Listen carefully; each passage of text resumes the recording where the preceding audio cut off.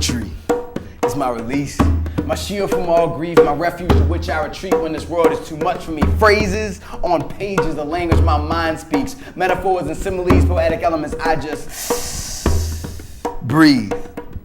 See, I find myself standing there, gazing into space, no focus, just blank, no expression on my face, no sound proceeded out of my mouth, because words cannot describe my experience. So I took a pen and I wrote them down because I lost control, only 16 years old. Instead of the brake, the gas I did hold. I was propelled through the air onto new ground, moving without direction until by grace I was found. God steadied my path, breathed air into my gasp. He gave me another chance when it looked like my last, because I flew through the air on a Harley Davidson, over an embankment and through parking spaces. To the left I leaned and then to the right, then I careened to a stop as if at a red light. See, I should have been lying there, lifeless on the pavement, the subject of police statements, my face plastered on front pages of newspapers.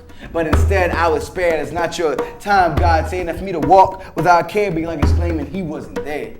Because I put fear in the ones most dear to me, but it also put a new fear in me.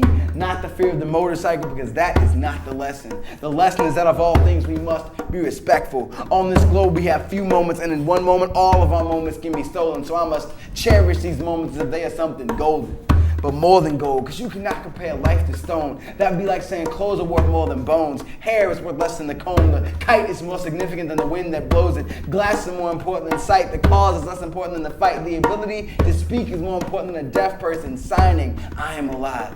I must view life from a different perspective. Look into my reflection and begin inspection. Respect the blessings that I have been given. Be thankful for my baby, but be more thankful to have risen. This lesson I've learned, and now I must teach. It's my duty to tell everyone in this room that I see, don't be concerned about the price of your shoes. Because if you look down, you walk on 2 feet. Don't worry if we eat hot dogs or the finest beef, because on our plates before us, we all have something to eat. We all have something worth more than all of Wall Street. Could not be bought with all this world's currency, a possession greater than any wealth on this planet, a force stronger than any boulder, pure granite. Each and every single one of us has life.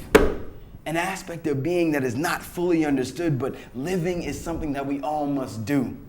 We are all people pebbles tossed into a pool. Every ripple I create, an eternal ripple you. So in unison we ripple in a type of ripple rhythm, but we need to ripple in a way that benefits our living. Actions that hinder our growth are unneeded, so we learn from our accidents. They help us in succeeding. Mistakes are necessary, but all of our repeats are not. If a ripple that we make is wrong, we should make the ripple stop. So what will we do with our lives after God has opened our eyes? Will we turn our backs and hide from the light, or just bathe in its radiance with an enlightened mind?